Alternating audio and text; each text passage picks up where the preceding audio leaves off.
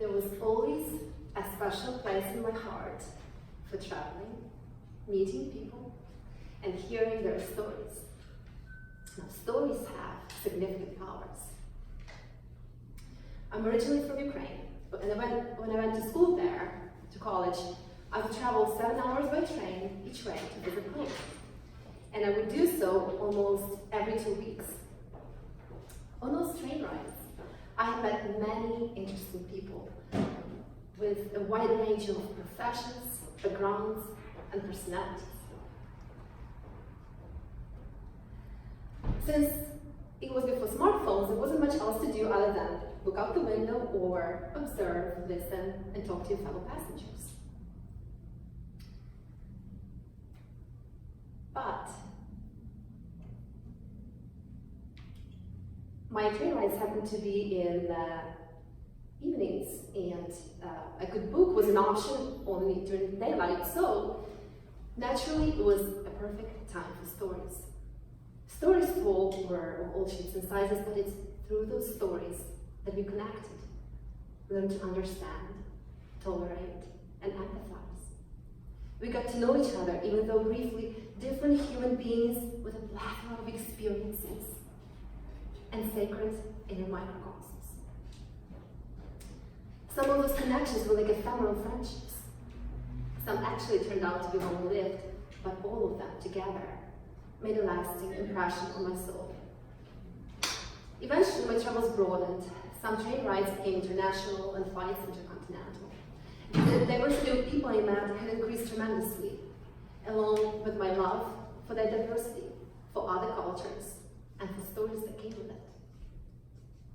There was one particular flight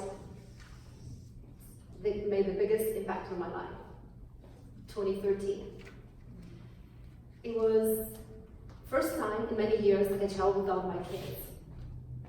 It was a regional flight to Atlanta for a Beta Alpha Psi County student meeting from Wright State University.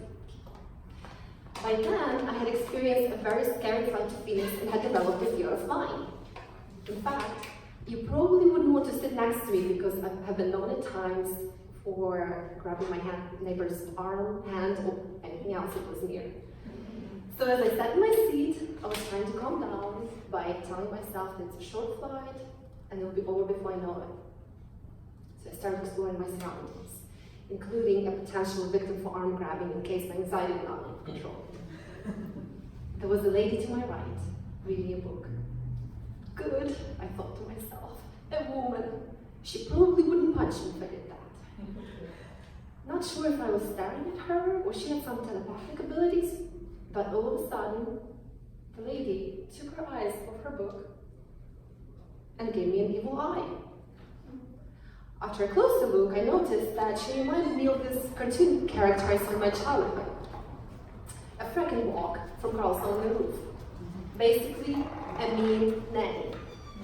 Especially tall, grim, her thin lips and sharply arched eyebrows giving her an even sterner look. Never mind, I thought to myself and squeezed out an uncomfortable smile. I quickly glanced to my left. There was a black man reading a newspaper. After the evil eye from my right, I decided not to take any chances, so I did not stare at him, nor did I dare to look closer. Instead, I got out a book, but as I was too anxious to comprehend what I was reading, I started practicing deep breathing instead. What came next did not seem real. Flight attendants had just started serving beverages when all of a sudden, a heavy burning smell and then smoke started filling the cabin. Flight attendants rushed back towards the cockpit. The air was becoming heavier by the minute, thickened by fear and confusion. Instead of hearing a reassuring message over the loudspeaker, we heard the announcement that the crew was aware that there is a problem and they will be working on identifying it. A lot of thoughts started pouring into my head and an all-consuming panic was settling in. I turned on the air above me as I was trying to fight the tears falling in my eyes from the thoughts that I might never be able to see my family again.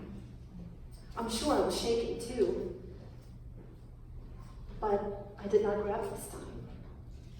And then I saw a hand extended to my left. A hand was as white as mine. A hand of a black man who had vitiligo. It was soft and warm, and I tightly held on to it. Calmness and peace were radiated to me through this man's generous hand, and I clasped my grip around it even tighter, as if securing my very own life vest. I inquired how he was able to stay so composed. He smiled and whispered, "I am a minister." I looked at him with disbelief. Good Lord, is this your final gift to me? At this point, there was no doubt in my mind that this is what my final hour, and there was no coincidence that God had placed me on this flight, in this particular seat, right next to this nice minister. My new friend interrupted my racing train of thoughts. "Tell me about yourself. Where are you from?" More questions followed about my family, children, aspirations. Then came my stories. First, nervous and hurried, then more relaxed, deeply felt, and engaging. He listened intently. His genuine interest and his eyes as deep as the sea helped me sink into the magic of the moment, free from fear and anxiety. I asked him the same questions. Who was he, my new mysterious friend with enough kindness to fill the world? He shared his stories with me, his eyes smiling, his sincere manner capturing me completely. And once again, I was transported into the powerful world of storytelling, where the outside world pauses to hear what comes next. Our conversation was not very long, yet it felt like I knew him my whole life. Before I knew it, we safely landed. The issue with the airplane was identified and successfully resolved. It was actually a wire shortage in the luggage department. Needless to say, I wanted to kiss the ground when I felt it again with my feet. I still think of this flight often.